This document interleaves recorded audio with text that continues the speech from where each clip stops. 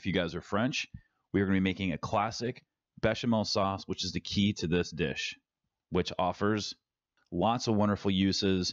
It is a mixture of a roux and milk that comes together in a creamy, velvety sauce. Things like pot pies that creamy insides make them bechamel. Roulades often have a little bit of a creaminess on the inside. Bechamel. Any type of nice plated creamy sauce. And then a bechamel turns into something called a Mornay sauce. That's how we make cheese sauce, guys. Totally cool. So lots of uses for a bechamel sauce, also called a white sauce. Those are my mac and cheese sliders. I'll have a link below. You guys got to check that out. A great use for bechamel. So here's our ingredients. We're going to use high quality butter, some flour, some whole milk, some nutmeg. We're going to use half of an onion, and cool ingredients, some cloves. And this is a very traditional, classic French bechamel. So we're going to start off making our roux. We're going to get some butter in there. Got 4 tablespoons. We're making a bechamel. So usually a roux is equal parts flour and butter. In this case, since there's a good bit of fat inside of the milk, we're going to use 4 tablespoons of butter and 3 tablespoons of flour. Bring them together. It's going to create a lighter roux instead of a thicker roux, which is cool. It's going to give us a little more time to cook the sauce and let the flavors that we're going to add to it get into the sauce. They're going to kind of steep together and get happy.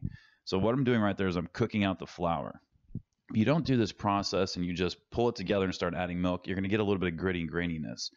So it's very important at that point to cook out the flour, and that's done while making the roux. So cool. So we're going to start off there by putting about 1/3 of the milk and let everything come together and get happy. Once we start noticing a little bit of thickness, we're going to add the rest of the milk in there. And then we're going to stir. We're going to notice it's going to try to thicken on us. We're on medium-high heat right now, and we're going to go ahead and finish and bring it up to the soft boil, which is where it just starts breaking the surface like that. We're not trying to scald the milk. And then we're going to stir, and it's going to thicken. That's what the heat does. It reacts with the roux and causes it to thicken, which is cool. So here's a really classic ingredient for this, nutmeg. Nutmeg is delicious. It puts a very fragrant note in there. And when it comes to bechamel, something that can be an elegant sauce, this is one of the key ingredients. So it's more delicate. The mace is the outside part of the nutmeg, and that's what we're going to get most of right here. It's a lighter flavor. It's not as strong and flavor forward as full-on nutmeg. So something to consider. If you just have nutmeg, no problem. This freshness it's just full-on classic, the way a chef would do it. So nutmeg's pretty cheap. You can usually find that in your bulk aisles. It's available nowadays. Really cool ingredient, guys. All right. Bay leaves are classic too. You could add them. I think it changes the flavor too much. I don't use them myself, but that's what we're looking for. We want to see that it's thickened. It'll coat the back of the spoon. That's the viscosity we're going for. So here's what you would do first before you even think about making the sauce, is we're going to prep our onion, and we're going to use clove. Once again, a very classic ingredient here.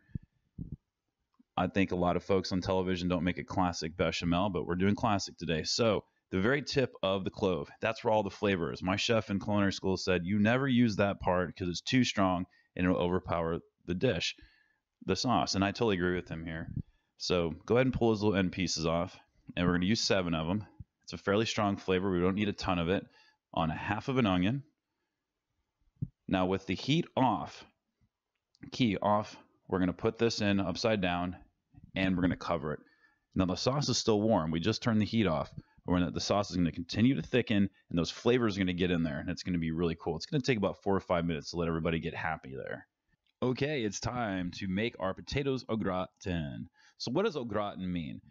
It means to shred or grate, and that's where the cheese or breadcrumbs can be applied to the top, and that's what au gratin means. And then we put it under a broiler and give it a little bit of color, and that's where that beautiful top of your gratin comes from. You bake in the oven. Towards the end, you turn on the broiler and let that color just set in, and keep the door cracked so you can keep an eye on it to make sure it doesn't burn, because it could burn fairly quickly.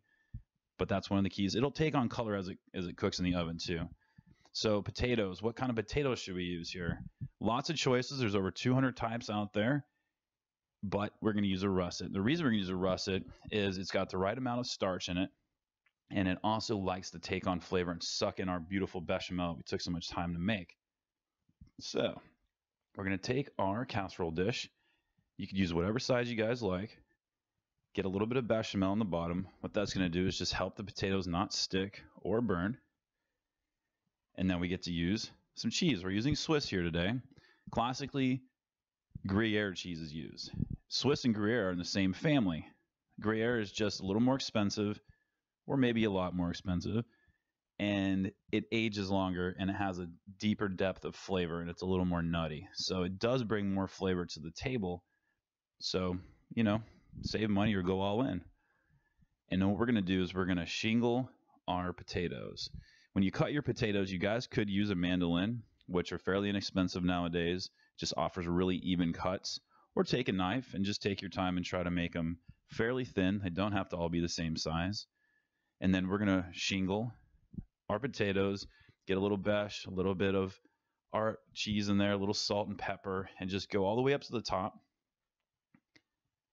So I used 3 potatoes here. I didn't need all 3 of them, but it's better to have a little more potato than not so you don't run out while you're layering. Then get your bechamel on the top there. And what we're going to do, see right there, that's why we left the skin, portion of the skin on. It offers a little bit of presentation. Plus, a lot of the health elements of a potato is in the skin.